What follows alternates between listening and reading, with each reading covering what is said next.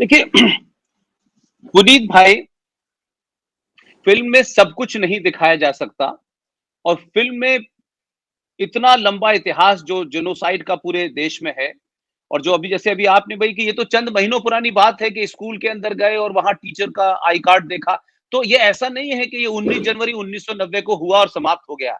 ये कंटिन्यूअसली चल रहा है देश में। चाहे आप देखें हरियाणा में निकिता तोमर की हत्या कर दी जाए, चाहे झारखंड के अंदर उस रूपेश पांडे की मॉब लिंचिंग कर दी जाए।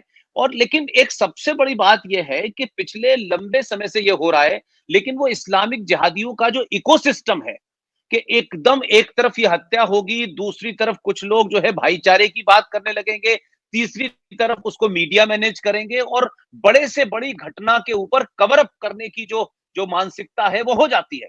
और आज भी उस बेहयाई और बेशर्मी का आलम यह है कि मैं कल देख रहा था कि विवेक भाई और उनकी श्रीमती पल्लवी और अनुपम खेर साहब कई टेलीविजन के अंदर बात कर रहे थे। तो जितने भी कश्मीरी थे वो बार बार कह रहे थे देखिए वो मुसलमानों को भी तो मारा गया था, तो आप मुसलमान की बात क्यों नहीं करते हैं।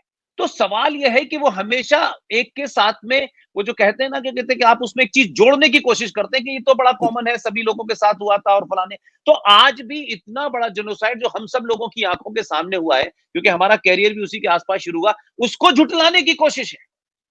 आप 1947 को झुटला दिया आपने, गुरु गोविंद सिंह के पुत्रों का मामला झुटला दिया और जितनी बातें आपने बताई वो झुटला दिया।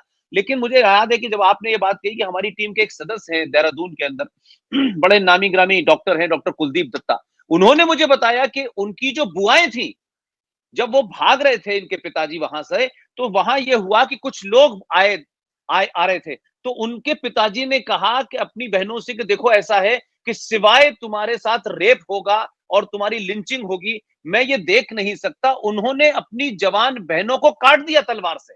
तो जब आपने कहा कि जो आपके पिताजी ने किया या दादा ने किया, वो घटनाएं बड़ी कॉमन है, वो हर घर के अंदर है। लेकिन आप किसी चीज को इतने लंबे समय तक झुटलाएं क्योंकि आपका पॉलिटिकल नैरेटिव और सरकार का पॉलिटिकल नैरेटिव अलग है। लेकिन मुझे खुशी है कि कम से कम इस फिल्म के अंदर वो तमाम चीजें आई और आज देश जान रहा है, आज पूरे साउथ इंडिया को पता चल रहा है। बाकी किसी को पता नहीं था कि भाई साउथ इंडिया वालों को पता ही नहीं था कश्मीर में क्या हुआ, केरल में क्या हुआ। और मोपला का कांड सबको मालूम है, लेकिन उस पर कभी फिल्म नहीं बनी। लेकिन ताज्जुब की बात यह है कि जब 21 लाख लोगों की लाशें बिछी इस देश को बांटने में, आज तक उसके ऊपर कोई सीरियस फिल्म नहीं बनी। तो ऐसे किसी नैरेटिव को न बनाया गया, न बॉलीवुड ने उस तरफ देखा गया। बॉलीवुड के अंदर तो ऐसी फिल्में बनाई गई जिसमें पाकिस्तान बहुत अच्छा है, मुसलमान बहुत अच्छा है, पठान बहुत अच्छा है, एक नैरेटिव क्रिएट किया गया। ताशकंद फाइल भी बनाई थी विवेक भाई ने, तब भी उसमें बहुत सारे सवाल उठे। लेकिन ये पहली फिल्म भारत में ऐसी बनी है या डॉक्यूमेंटेशन हुआ है जिसमें इस्लामिक जिहाद को खुलेआम जो मस्जिदों से इस्तेमाल हुआ उसकी बात कही गई है। इस फिल्म से आप ये मानते हैं कि इसके आने के बाद से देश में जो सनातनी हिंदू है, जो अनभिज्ञ था, जो सेकुलरिज्म के इस मुलम्मे के अंदर फंस गया था, जो वामपंथ के मुलम्मे में फंस गया था, जो इतिहास की किताबों में औरंगजेब और बाबर की कहानियों को सुनाया जाता था, तो जो हमारा नैरेटिव था, जो हमारा इतिहास था, आज क्या इस फिल्म से आप समझते हैं कि एक नई जागृति आई है पूरे देश के अंदर इस फिल्म को लेकर के? इतना जबरदस्त रिस्पॉन्स है कि लोग ये समझ रहे हैं कि ये फिल्म अगर हमने नहीं देखी तो शायद हम हमारा जो कंट्रीब्यूशन होगा इस राष्ट्र में। मैं अभी कल परसों जोधपुर में था, मुझे उदयपुर से कोई 50 महिलाएं टिकट लेकर के इकट्ठी देखने जा रही हैं और तमाम टिपिकल महिलाएं थी। तो पुनीत भाई, आपसे मैं ये जानना चाहता हूं कि इस फिल्म को आप किस तरह देखते हैं? जो फिल्म क्या अपने पूरे मकसद में कामयाब हो पाई और इसमें क्या कुछ और हो सकता था? या ये जो आपका सेंसर बोर्ड होता है, जो माँ बहन की गालियां अगर फिल्मों में दो तो उसे सेंसर नहीं करता, लेकिन इस यथार्थ फिल्म के अंदर भी मैंने सुना है कि कुछ उन्होंने सेंसर करने की कोशिश की है। आपका क्या एक्सपीरियंस है? देखिए, मैं ये बताना चाहता हूँ कि फिल्म होती है ना सर, वो इट्स अ डायरेक्टर्स मीडियम। हमने बहुत सारा शूट किया, तो अभी क्योंकि आपको एक फिल्म तो सीमित, आपको 3 घंटे के अंदर फिल्म बनानी पड़ती है।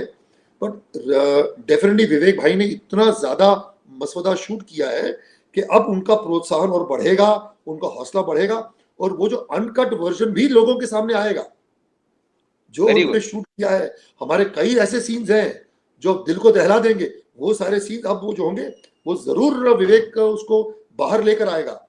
देखिए मैं एक बताना चाहता हूं, जैसे आपने कहा ना कि लोगों की कैसे प्लान्ड थिंकिंग होती है। आप देखिए मक्कारी देखिए साहब, कश्मीर में इन्होंने रोशनी एक्ट लगाया। रोशनी एक्ट क्या है महाराज, कि जब वो हिंदू जो थे वहां से बेचारे कश्मीरी पंडित जब कश्मीर छोड़कर भाग गए, तो क्या हुआ, उनके घरों की, उनके दुकानों की, उनके फार्म्स की, उनके फैक्ट्रीज की बिजली, बिकॉज बिजली कहां थे, वो तो भाग गए थे, तो बिजली का बिल नहीं भरा, तो वो उन्होंने बिजली काट दी गवर्नमेंट ने, तो अंधेरा हो गया उनकी जगहों पे। तो ये जितने भी हैं, ये अपना फारूक अब्दुल्ला एंड कंपनी, ये सब ने मिलकर क्या किया सर, देखिए उनकी कुरापाती दिमाग कि ये मुसलमानों को, वहां के लोगों को कैसे दिया जाए। उन्होंने क्या किया कि उस वक्त उन्होंने सीधा रोशनी एक्ट लागू किया कि भाई क्योंकि लोग तो है नहीं, तो यहाँ पे तो इलेक्ट्रिसिटी होनी चाहिए ताकि लोगों को भी कोई प्रॉब्लम ना क्रिएट हो। तो anybody who is living there, because ये कश्मीरीज तो चले गए, कश्मीरी पंडित, तो ये they are no more Kashmiris. और आप जो हो 101 रुपया देकर आप वहां पे इलेक्ट्रिसिटी आपके नाम पे कर दी जाएगी जगह, और आप जो इलेक्ट्रिसिटी बिल आपके नाम पे कर दिया जाएगा, और आप सिर्फ 101 रुपया देकर उनकी जमीन आपको दे दी जाएगी। Can you imagine, it is 1.3 US dollars में करोड़ों खरबों अरबों रुपए की जो जमीन थी उन कश्मीरी पंडितों की, उसे 101 रुपए में इलेक्ट्रिसिटी बिल उनके नाम पर कर दिया गया, उनके नाम पर घर कर दिए गए। तो ये क्या था सर, ये तो अच्छा, इसकी कोई आप देखिए लेफ्ट की बात ही नहीं करेगा भाई, जो लोगों के घर थे इन्होंने इस तरह किया। एंड एग्जैक्टली ये कहां का उन्होंने मॉड्यूल है जो नाज़ीज ने ज्यूस के साथ किया था, जब मार के उनको भगाया तो नेबर्स को कि भैया उनके नाम पे जमीनें कर दी, घर उनके नाम पे कर दी। तो ये Roshni act is also very very important thing जो लोगों को पता चलना चाहिए। ये मेरे एक दिमाग में आया था, मैंने कहा मैं आपसे बात करूं इसके सिलसिले में। नहीं, मैं तो ये मानता हूं कि 19 जनवरी 1990 को जो हुआ है, जी, वो अगर आप इतिहास में जाएं तो जम्मू कश्मीर में कश्यप ऋषि के वंशजों का ये 7वां नरसंहार था। ये 7th, ये एक्सोडस जिसे कहा जा रहा है, ये 7वां है। अच्छा देखिए, शब्दों का खिलवाड़ क्या होता है कि बार बार ये नैरेटिव बनाया गया और ये कहा गया तो कश्मीरी पंडित एक्सोडस एक्सोडस एक्सोडस एक अलग चीज होती है सर, नरसंहार एक अलग चीज होती है। ये हाँ, ये जेनोसाइड है। जेनोसाइड अलग चीज होती है। वही मैंने कहा कि ये तो आपने उसको कैसे सॉफ्टन कर दिया जाए, वो शब्द के मतलब ही बदल जाए, और फिर उसमें एक और खेल किया, कश्मीरी पंडित, कश्मीरी पंडित। अब पंडित तो वहां सलीम पंडित भी पंडित लगाता है अपने नाम के आगे जी, तो पंडित, भाई मैं कह रहा हूं कि आपने सलीम पंडित को तो नहीं मारा ना, हिंदुओं को मारा। मैं कह रहा हूं कि आपने कश्मीरी हिंदू पंडित की हत्या की। और शायद मैं समझता हूं उसके पीछे की एक वजह यह भी है कि हमारे गुरु हैं कर्नल आर सिंह साहब, वो ये बात कहते हैं और मैं मानता हूं कि जो रिच सभ्यताएं होती हैं, जो संपन्न सभ्यताएं होती हैं, उनको कभी भी अपने से ज्यादा संपन्न सभ्यताओं से खतरा नहीं होता, बल्कि जिनकी सभ्यता ही नहीं होती उनसे खतरा होता है। और शायद यही वजह है कि ये वो जो जिनकी 1400 साल पहले ऊंट की पीठ पे खड़े होकर के खजूर तोड़ते थे, इनकी कोई सभ्यता तो है नहीं, इन्होंने पूरी दुनिया में लूटपाट की है, पूरी दुनिया में लूटपाट की है। आपको पता है कि पहले दुर्भाग्य था हमारे देश का कि कोई भी अगर फॉरेन डेलीगेट हिंदुस्तान आता था तो उसे, आप तो जानते होंगे कि उसे एक हिंदुस्तान की तरफ से क्या दिया जाता था, ताजमहल एज ए मोमेंटम दिया जाता था। ये तो हमारे माननीय प्रधानमंत्री नरेंद्र मोदी जी ने किया कि भैया गीता दो। हमारे देश का जो चिन्ह है वो ताजमहल नहीं है, वो गीता है। अब आप बताइए साहब, ये जितने भी जो खाना बदोश जो लोग थे, आप इनकी सभ्यता की बात कर रहे हैं, आप इनका कल्चर आप बताइए ना, इनके कोई महल, कोई अगर कोई इनका महल, हमारे तो है, हमारा खजुराहो भी है, हमारे तो कोणार्क मंदिर भी है, हमारी तो इतनी रिच हमारी हेरिटेज है। ये जहां से आए हैं ये लुटेरे थे सर, वल्चर्स, उनका कोई कल्चर नहीं था, all are vultures. Absolutely sir. अब देखिए जो मोहम्मद, जो कहते ना कि महमूद गजनी जब आया था हिंदुस्तान सर, ये आया और इसने तकरीबन ऑलमोस्ट मुझे लगता है 17 बार हिंदुस्तान पर इसने अटैक किया, 17 बार उसने सोमनाथ मंदिर। उसके बाद में जो ये महमूद गजनी है सर, इसने अफगानिस्तान में उन्होंने एक पिलर बनाया है, स्तंभ। आपको पता है उस स्तंभ पर क्या लिखा है? उस पर लिखा है दुख्तरे हिंदुस्तान नीलामे 2 दिनार, जिसका मतलब कि यहाँ पे हिंदुओं की औरतें जो हैं वो 2 दिनारों में नीलाम होती हैं। उस जगह का नाम उन्होंने वहां पे लिखा हुआ है।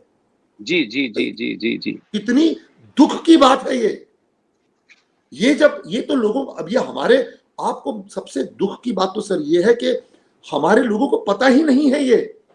मैं जब छोटा बच्चा था तो मेरे स्कूल में शिवाजी पर मुश्किल से 1 या 2 पेज का चैप्टर था बस। एंड यू नो व्हाट, हमारे स्कूल के टेक्स्ट में लिखा था कि Shivaji Maharaj is a mountain rat. हमें यह पढ़ाया गया। यस। अच्छा, महाराणा प्रताप जो थे वो एक रिबेल थे, वो एक डाकू थे, हमें यह पढ़ाया गया। हमसे झूठ बोला गया सर, हमारा इतिहास छुपाया गया। लुटेरे कौन थे? और हम, अकबर को इन्होंने दिखाया कि सेक्युलर दिखाया है। अरे महाराज, जिन्होंने चित्तौड़गढ़ पर अटैक करके जौहर की रस्म पर औरतों को मजबूर किया, 30,000 हिंदुओं का नरसंहार किया उन्होंने। अब पिक्चर क्या बनती है? मुगले आजम, जोधा भाई, वो अपना गंगा जमुना तहजीब। कोई गंगा जमुना तहजीब नहीं थी सर, वो झूठ था सब।